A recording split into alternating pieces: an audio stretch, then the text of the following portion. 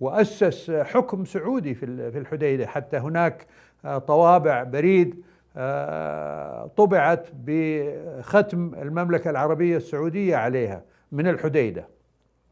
الملك فيصل أنا أذكر يعني كان يروي لنا أنه بعد ما استمر في الحديدة لمدة 3 أو 4 شهور، وطبعا كان في وساطات قائمة في ذلك الحين بين الملك عبد العزيز والإمام يحيى وإلى آخره، أتاه أمر من الملك عبد العزيز انسحب وسلم كل شيء لمناديب الإمام اللي حيجوك وإلى آخره بدون سبب. يعني يقول يعني كانوا أهل البلد من شمالها إلى جنوبها قبائل وقضاة ومواطنين أتوا للحديدة وطلبوا من الملك فيصل الله يرحمه أنهم يبايعوا الملك عبد العزيز.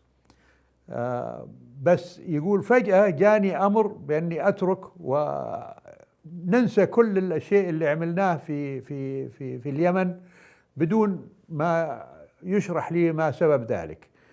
فيقول لأول مرة في حياتي فكرت أني أعصي أمر الملك عبد العزيز.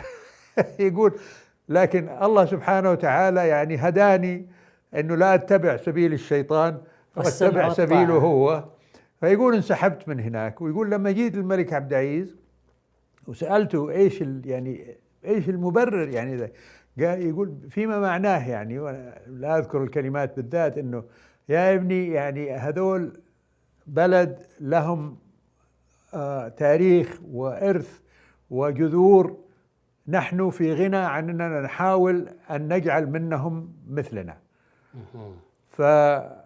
فالأفضل أن يستمروا على ما هم عليه. احنا أخذنا ما لدينا وما هو تابع لنا، ولا ننتقم من هو أساء إلينا، بل نجعلهم هم يتمتعوا بما لديهم.